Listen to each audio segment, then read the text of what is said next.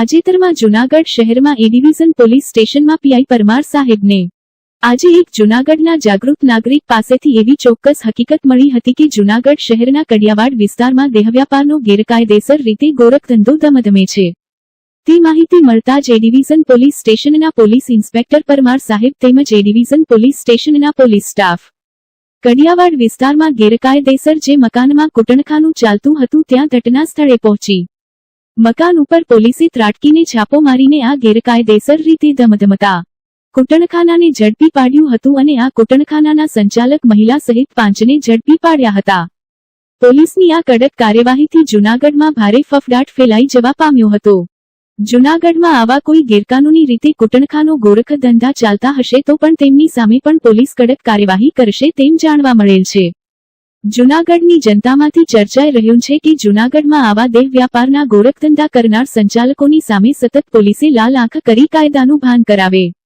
આજે જે એ division police સ્ટેશનના પોલીસ ઇન્સ્પેક્ટર પરમાર સાહેબે તેમજ તેમના પોલીસ સ્ટાફે તથા ડીવાયએસપી શ્રી હિતેશ ધાધલિયા સાહેબે આ કૂટણખાનું ઝડપી પાડ્યું છે તે ખરેખર એ ડિવિઝન પોલીસ સ્ટેશનના અધિકારીશ્રીની તેમજ ડીવાયએસપી ધાધલિયા સાહેબની કામગીરીની પ્રશંસા કરેલ હતી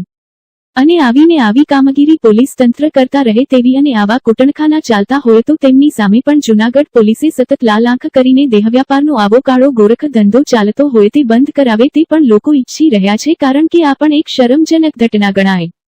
કારણ કે આવા ગેરકાયદેસર રીતે ચાલતા દેહ વ્યાપારના કામો ચાલતા હોય છે એમાં વધારેમાં વધારે બહેનો દીકરીઓ કેમ પ્રકારે આ કૂટણખાનાના સંચાલકોની માયાજાળમાં ફસાય છે। એક તરફ રાજ્ય સરકાર અને કેન્દ્ર સરકાર મહિલા સશક્તિકરણની વાતો કરે છે અને મહિલાઓ માટે આપણા દેશના વડાપ્રધાન સાહેબ બહેનોને પગભર બનાવવા અનેકવિધ યોજનાઓ બહાર પાડે છે અને બીજી તરફ આવા ગેરકાયદેસર ચાલતા કૂટણખાનાની માયાજાળમાં જ્યારે બહેનો દીકરીઓ આ દેહવ્યાપાર ગોરખધંધાઓમાં ફસાય છે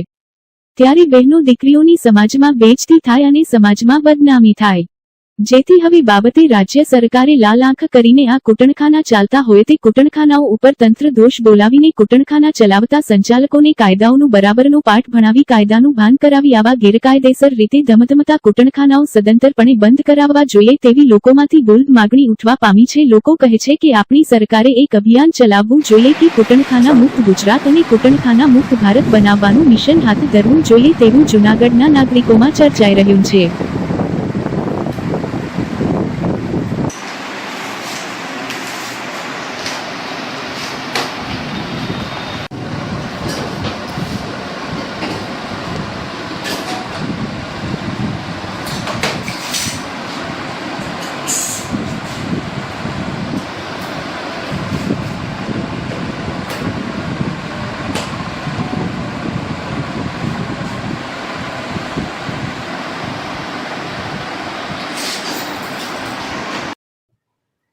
ગઈકાલે સાંજના સમયે જૂનાગઢ જિલ્લા પોલીસ કંટ્રોલ રૂમને